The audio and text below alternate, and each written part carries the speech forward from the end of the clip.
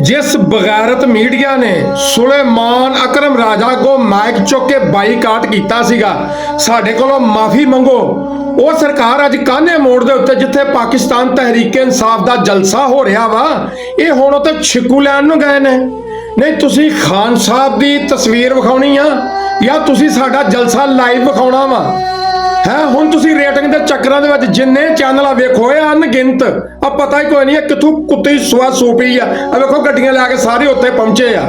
ਉਹ ਨਹੀਂ, ਸਰਕਾਰ ਇਮਰਾਨ ਖਾਨ ਦੀ ਤਸਵੀਰ ਦਾ ਤੁਸੀਂ ਭਾਰ ਨਹੀਂ ਚੁੱਕ ਸਕਦੇ, ਉਹ ਤੇ ਤੁਸੀਂ ਵਿਖਾ ਨਹੀਂ ਸਕਦੇ, ਉਹ ਤਾਂ ਦੋ ਬੋਲ ਕੇ ਤੁਸੀਂ ਸੁਣਾਉਣੇ ਆ।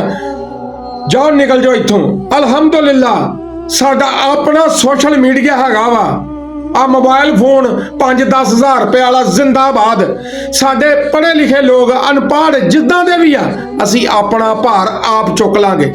ਦਫਾ ਹੋ ਜਾ, ਬਸ਼ਰਮੋ, ਨਿਕਲ ਜਾ, ਕਰੋ ਬਾਈਕਾਟ। ਚਲੋ ਸਰਕਾਰ, ਜੇ ਤੁਸੀਂ ਮਾਂ ਦਾ ਦੁੱਧ ਪੀਤਾ ਨਾ, ਇੱਥੋਂ ਗੱਡੀਆਂ ਗੁੱਡੀਆਂ ਲੈ ਕੇ ਨਿਕਲ ਜਾਓ। ਅੱਜ ਪਤਾ ਲੱਗ ਜਾਏ ਵੀ ਕਿਹੜਾ ਤੁਸੀਂ ਜਿਹੜਾ ਗੱਡੇ ਥੱਲੇ ਵੜ ਕੇ ਸਾਡਾ ਭਾਰ ਚੁੱਕਿਆ ਵਾ। ਅਲਹਮਦੁਲਿਲਾ ਪਾਕਿਸਤਾਨ ਤਹਿਰੀਕ ਇਨਸਾਫ ਜ਼ਿੰਦਾਬਾਦ, ਦਾ ਸੋਸ਼ਲ ਮੀਡੀਆ ਜ਼ਿੰਦਾਬਾਦ, ਇਮਰਾਨ ਖਾਨ ਜ਼ਿੰਦਾਬਾਦ, ਪਾਕਿਸਤਾਨ ਜ਼ਿੰਦਾਬਾਦ।